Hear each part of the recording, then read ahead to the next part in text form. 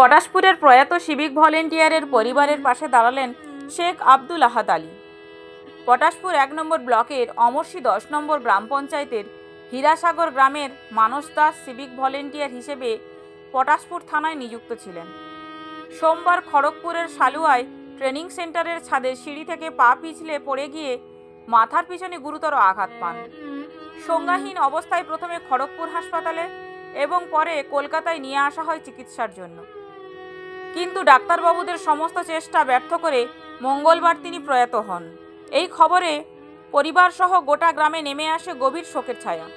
মঙ্গলবার পটাশপুর থানার পক্ষ থেকে যথাযথ শ্রদ্ধা জানানোর পর গ্রামের শ্মশানেই শেষকৃত্য সম্পন্ন হয় মানস দাসের। পরিবারের একমাত্র উপার্জনক্ষম সদস্য ছিলেন মানস। বাড়িতে আছেন বৃদ্ধা মা, স্ত্রী এবং নাবালক 2 পুত্র সন্তান। মানস দাসের অকাল প্রয়াণে দিশেহারা হয়ে পড়ে গোটা পরিবার। বুধবার বিকালে প্রয়াত সিভিক ভলেন্টিয়ারের বাড়িতে গিয়ে সমবেদনা জানিয়ে পাশে থাকার আশ্বাস দিলেন পটাশপুর 1 পঞ্চায়েত সমিতির প্রাক্তন পূর্ত ও পরিবহন কর্মাধ্যক্ষ তথা এলাকার বিশিষ্ট সমাজসেবী শেখ আব্দুল আহাদ আলী। সন্তানহারা মায়ের চোখের জল মুছে দিয়ে প্রয়াত মানস দাসের 2 নাবালক সন্তানের পড়াশোনার দায়িত্ব নিজের কাঁধে তুলে নেন আহাদবাবু। এছাড়াও সিভিক ভলেন্টিয়ার মানস দাসের স্ত্রী এবং মায়ের হাতে কিছু সাহায্য তুলে দিয়ে পরিবারের পাশে থাকার আশ্বাস দেন তিনি। পটাশপুর থেকে অক্ষয়ের রিপোর্ট, বাংলার খবর। নিয়মিত নতুন নতুন খবর পেতে অবশ্যই আমাদের চ্যানেলটি লাইক, শেয়ার, ফলো এবং কমেন্ট করে আমাদের পাশে থাকুন।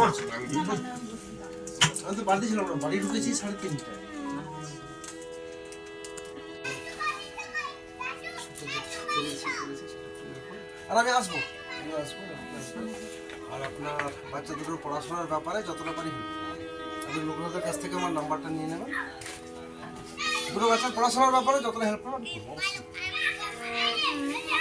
আর মোটামুটি তোমার কাছে একটা কারণ কি অনেকদিন জায়গায় দেখেছি পরে পরিবর্তন হয়ে যায়, উন্নত শাশুড়ি মানে মা, ওর কিন্তু আর কে নেই। তুমি স্বামী হয়ে গেছো, ওটা সন্তান আছে, স্বামী অনেক হয়ে গেছে।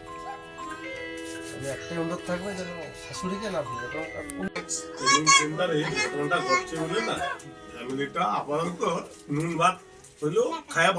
আপনারা নিশ্চয়ই খবর পেয়েছেন পটাশপুর থানার সিভিক আমাদের সবার ছোটো ভাই মানস দাস সালুয়াতে ট্রেনিংয়ে একটা মর্মান্তিক দুর্ঘটনা মারা যায়।